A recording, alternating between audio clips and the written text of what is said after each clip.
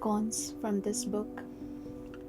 I think the only cons I would say is that you get so much better that you lose a lot of people. Okay.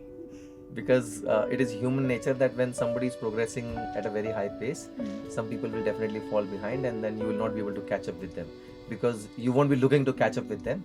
And in that case, that you might lose a lot of people in your life, but you have to truly understand that if you cannot work on yourself, if you cannot think about yourself, you cannot think about the world. So I think it is going to be there. You will be losing people. That is the only con I have seen in my life. Alright, so that was a very unique kind of con I've ever heard, from anyone. Okay, so there are many readers who read these books, because there is a trend of reading these international bestsellers just because one person is reading, the other wants to read, just because it's a trend. So, and people fail to complete reading books. Have you faced this kind of problems while reading any book? I think personally I have not faced this situation that I have not completed reading, but yes, sometimes I do stop in between because you get busy with life. Certain things like can overwhelm you at certain times. So what I do is that I just pause for a while. That it could be a day's pause, it could be a month's pause, it could be a week's pause. But I keep myself focused that I have started a task and I need to finish that. One thing people need to understand is that life cannot be same every time. So there will be different situations. There will be situations that you can never plan for. Like for example, let us say somebody falls sick in your family and then you have to take care of them.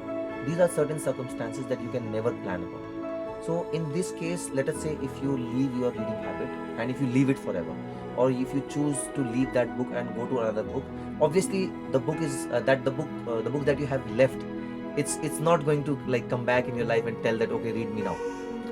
You have to remember that okay, I started a task, I need to finish that first before starting another one. So I keep myself disciplined in this way that even if I lose track in between, I would go back to the same book, complete it, and then only start the new book. And one thing I would like to give advice to everyone is that most people say that a lot of CEOs are reading 50 books in a year, 20 books in a year, 100 books in a year. People like Elon Musk used to read 2 books in a day. Everybody has their own pace of reading. I found myself that if I read more than 15 to 20 pages a day, it gives me so much of information that I'm not able to digest that. So you have your own pace. If you think you can digest 50 pages a day, please go ahead. If you think you can digest like a book a day, please do that. I have seen people completing a book a day but like never implementing things. What is the use of reading something, getting new information, and you're not implementing in your life? I personally think I would rather choose to read less but implement each and everything into my life than to read more and implement nothing. Or like, let's say that I read 10 books and I apply only 10%. So that's one book, right? But if I slowly read 2 books and I apply everything, so my end result is double of that, right?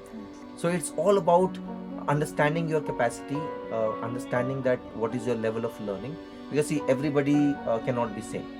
We just need to understand where we are without any kind of competition, and then if you feel comfortable doing something, then please do that, continue it, and don't think that somebody else is reading like 50 pages, somebody else is reading like a book a day.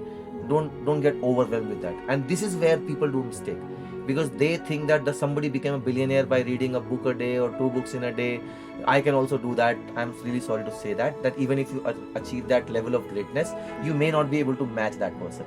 So everybody has different abilities. It's just that we need to make the most out of our abilities, not look at other people's abilities. Basically, reading is not so important, but implementation of what you have learned. Yes, it's 100%. If you don't implement what you read, it's going to have no change in your life.